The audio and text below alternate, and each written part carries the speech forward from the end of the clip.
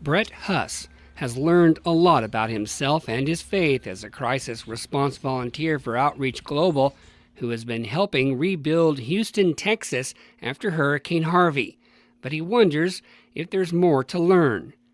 The 58-year-old Hamburg man was using his construction experience to lead volunteer groups, gutting the flood-ruined homes of one of America's largest metropolitan areas and helping people rebuild their lives when news came about severe flooding in Nebraska and Iowa. His home would only be a few feet from the usual floodplain. Much of his personal belongings are in a storage unit near a lowland truck stop. He headed for home and was struck by what he found. I was overwhelmed because, normally I get to do a clinical version of this. So I drive 1,000 miles and I go and I'm really good at picking up the pieces, directing volunteers, getting in and helping people recover, but only from the clinical side. When the disaster comes to your hometown, he said, there is an emotional aspect that he had not truly felt before.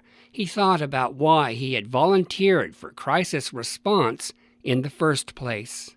And really, honestly, I didn't have time. I was busy with my life, and he kept harassing me. And finally I said, fine, I'm going to go. I'm going to put it on my bucket list. I'm going to do my week and be done with it.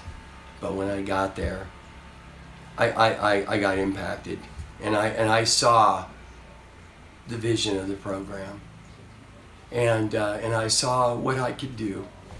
Outreach Global has not decided if it will officially organize a disaster recovery team along the Missouri River, but Huss said he believes his experiences in the aftermath of a hurricane have prepared him for disaster at home. And I've seen this kind of devastation somewhere else, and it's become normal. And it looked like Houston.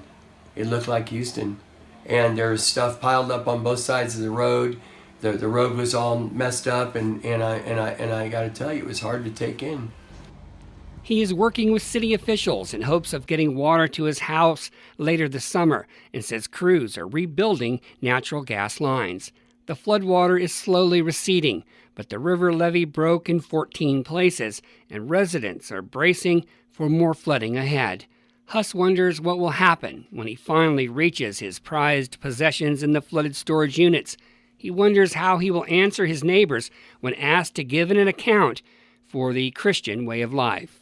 People in Houston would say, why are you doing what you're doing?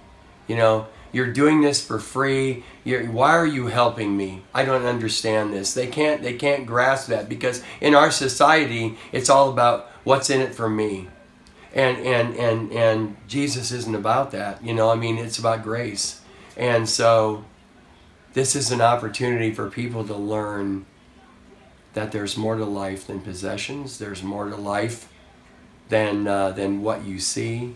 And I've seen lots of miracles come through the biggest tragedies. From Hamburg, I'm Dan Swanson, News Channel, Nebraska.